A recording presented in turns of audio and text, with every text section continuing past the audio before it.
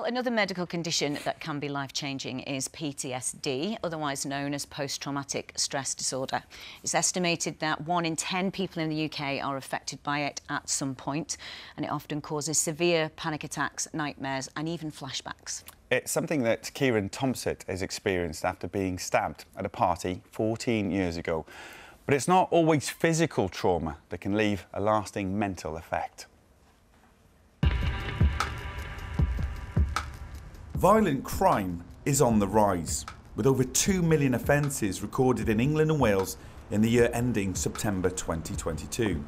A few weeks ago, I saw a crime taking place, and since then, I've had sleepless nights and I've been feeling quite anxious. And I was just a witness. I can only imagine how the victim felt. In most cases, victims can get back to normality in just a few weeks.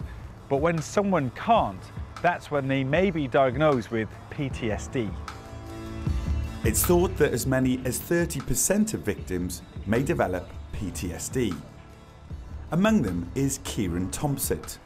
14 years ago, he had a run-in that nearly cost him his life.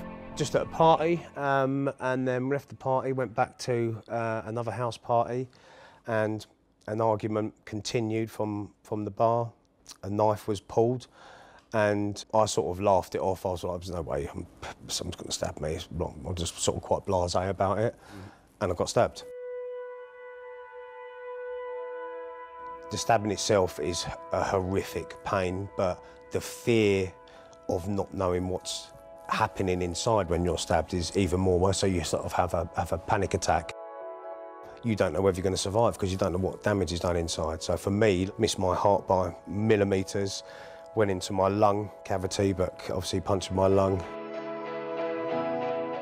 𝐏𝐬𝐬𝐜𝐻 eventually made a full physical recovery, but the mental scars took much longer to heal. When I got out of hospital, about a week later, my sister took me shopping just to get out the house. I walked around the supermarket and I had a full-blown panic attack. I'd run out of the supermarket, went in the car and just sobbed my heart out and just like broke down. I think all the emotions had sort of hit me all at once. Then I was having nightmares. I wouldn't want to go into work. I wouldn't want to see people. But I kept this all to myself. Face value, I was fine. Far from it, I wasn't. Tell me what the nightmares were like. The nightmares for me were flashbacks of like the night being stabbed, like being in hospital, the pain, the blood running down my chest, like the warm feeling of someone throwing like a cup of tea over me or something like that. And I could actually feel it in my sleep. It was a traumatic time for everyone who knew 𝐏𝐬𝐬𝐜𝐻. I always think of looking at my mum when she come in, my brother, when you see your family in that and you see how broken they are. I remember hearing my mum sobbing in the room next door having a coffee, but I could hear her like absolutely sobbing her heart out because she's nearly lost a child, so. And he continued to struggle. Every single time I turned on the news, there was someone that had been stabbed. And it's only because I think your ear's trained to hearing it, it would bring everything back. And I'd stop watching the news, but then I'd read something or I'd hear something, and it just wouldn't stop, and it sort of got a lot worse. I nearly lost my job, I didn't go into work, I had a horrific circle from anger to guilt to upset to not wanting to interact with anyone, and then that would repeat. That's probably a very dangerous time when you're alone with your thoughts like that, and you can't snap out of it. There's lots to break down with 𝐏𝐬𝐬𝐜𝐻's story, but what's really interesting to me is that 𝐏𝐬𝐬𝐜𝐻 was a victim of a crime that lasted just seconds, yet the impact on his life lasted years and years. To find out more about PTSD and how it can affect victims of crime, I've come to meet forensic psychiatrist Dr. Sohom Das. Dr. Das, how would you define PTSD? So PTSD, post-traumatic stress disorder, is a mental illness, and there are some core symptoms. The main one is reliving that trauma. So the sufferer will have either flashbacks. On top of that, you have hypervigilance, which is constantly being on edge and being anxious all the time. And then on top of all of that, you've got avoidance behaviours.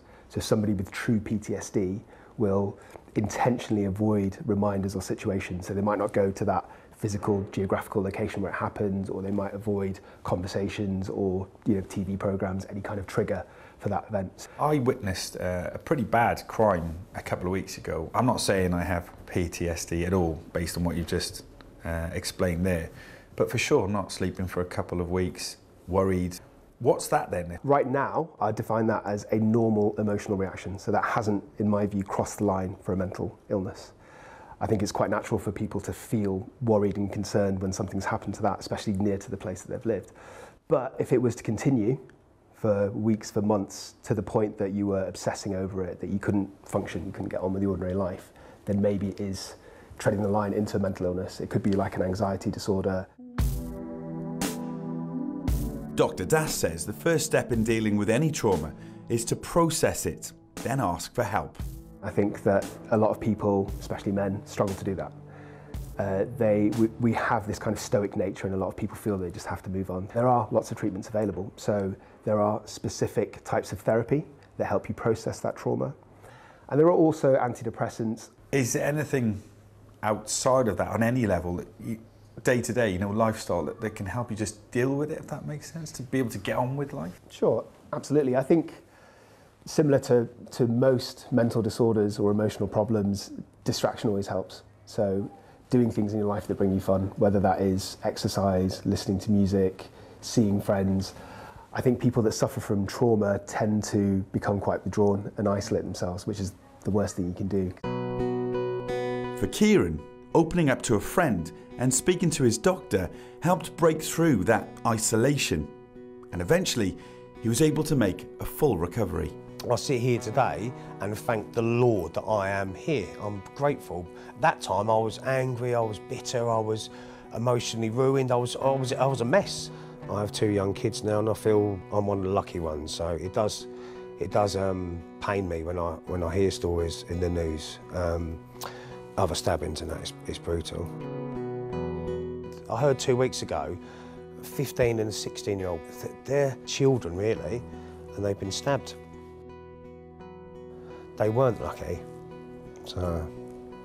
That gives you a moment of... Definitely.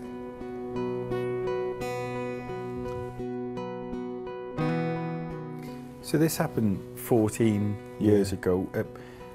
Can you sit here now and say, I'm good? 100%. Yeah? Absolutely. I'm a different man, and it's the first time I've ever spoken about it. It's because it's a private matter, so it was never mentioned anywhere else. But I think if you can try and help someone in that critical stage where they've gone through the injury, but they're in that aftermath, that would be good. It'd be rewarding for me because, like I say, I'm one of the lucky ones.